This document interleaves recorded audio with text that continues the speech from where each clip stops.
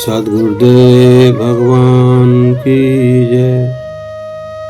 धर्म और कर्तव्य के द्वंद्व में फंसा अर्जुन युद्ध के नैतिक मूल्यों पर प्रश्न करता है और कहता है, अन्यायी को मारना भी तब पाप बन जाता है जब उससे आत्मा की शांति नष्ट हो जाए।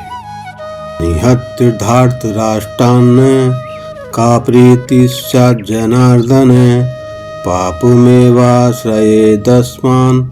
हत्वेतान् आततायिने।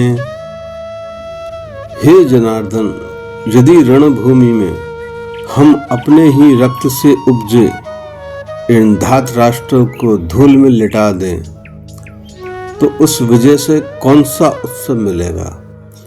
यह कैसी प्रसन्नता होगी जो अपनों के विलाप से जन्म ले, जो माताओं की सूनी आंखों से टपके और भाइयों के रक्त से सिंचित हो। हाँ, वे आतताई हैं, अन्यायी, लोभी, धर्म के शत्रु हैं।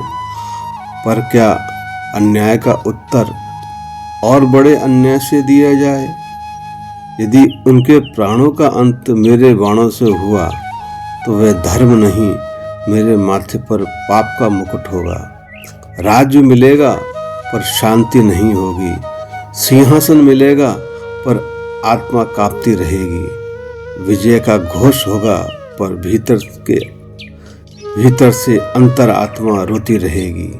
हे कृष्ण, ऐसी जीत से तो पराजय भली है, क्योंकि धर्महीन सफलता जीवित मृत्यु के समान है।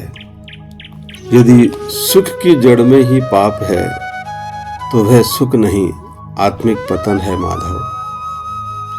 तस्मान्नाराभयं हन्तुं धृतराष्ट्रान् स्वबान्धवान् स्वजनं हि कथं हत्वा सुखिंसां माधव। इसलिए धनुष बोझ लग रहा है, मेरे हाथ कांप रहे हैं, क्योंकि ये शत्रु नहीं, ये तो मेरे अपने हैं। कैसे उठाऊं अस्त्र जिनके साथ बचपन बांटा, जिनकी छाया में वंश पला, परंपरा चली, राज्य का स्वप्न आंखों में चमकता है, पर उस चमक में मुझे रक्त की लाली दिखती है। ऐसा राज्य मुझे स्वीकार नहीं जो स्वजनों की चिता पर खड़ा हो। हे कृष्ण, सुख विजय में है, पर मैं पूछता हूँ कौन सा सुख अपनों की हत्या के बाद हृदय में टिक सकता है? जिस दिन मेरे ही बाण अपने कुल को काट डालेंगे, उस दिन मेरी मुस्कान झूठी होगी और मेरा जीवन बोझ बन जाएगा। इसलिए माधव, हम योग्य नहीं हैं इस कर्म के लिए, क्योंकि स्वजन वध से न धर्म बचेगा न सुख बचेगा। ऐसी विजय तो पराजय से भी निकृष्ट है। यदि धर्म की रक्षा अधर्म से करनी पड़े तो वह धर्म मुझे स्वीकार नहीं है। हे केशव, मेरा विवेक प्रश्नों में उलझ गया है। शेष अगले भाग में। जय श्री कृष्ण।